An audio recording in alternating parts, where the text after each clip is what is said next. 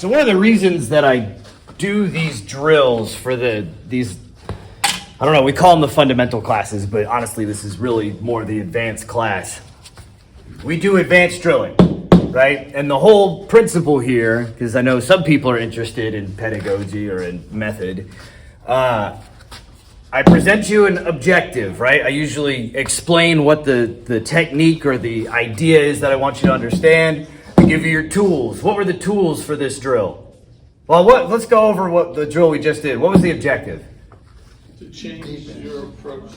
Right, to manage the transition between offense and defense by having you just execute it, right? Like, because I just kind of told you what the overview was, and then I was like, all right, here, do this objectively offensive thing, throw some defense in it, and then be defensive in your egress, right? So the objective was manage a transition between offense, defense, or defensive offense to straight offense and then to straight defense. The tools I gave you, what were the tools that I gave you? Footwork, slips. Yep. All right. So all those defensive capacities, and then how many punches were you supposed to throw in initial contact? Three. You had 3 punches. What were the constraints? You had to have a slip. Yep. You had to have a change in 2 of the dimensions, and then you had to have an egress that was both an increase in range and a change in angle. Good. All right. So that's kind of like the first half. So then the variations, we basically did that same drill 3 times today, right? Because what was the first thing I had you do? You remember? It was close range.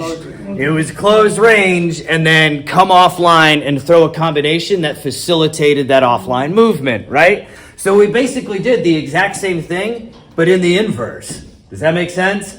Right? So I gave you variations to achieve the same thing, and we approached it both forward-looking and looking in reverse. So we do these things, we have the discussion, and then we do the application and revision. We come by, I watch you execute the thing, I tell you what I see, and then if something needs to be fixed or if I want you to consider something else, we go over it. Does that all make sense? Yeah. And, fundamentally, all this is designed to do is for me to give you the tools, the science, and for you to apply it artistically, right? The reason that Bach was arguably the best composer ever and really the inventor of modern Western music is because he had an understanding of the fundamentals better than anybody else. And he understood them so well that we basically canonized music because of his fundamental approach.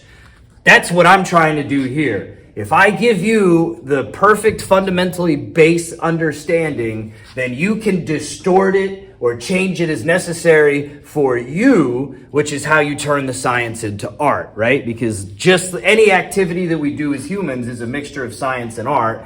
I give you the tools and the science, and then you create the art. Does that make sense? All right, now what we're going to do is we're just going to shadow box for the last 4 minutes.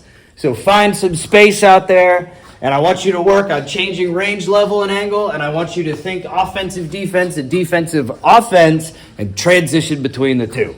All right, go ahead, give it a whirl.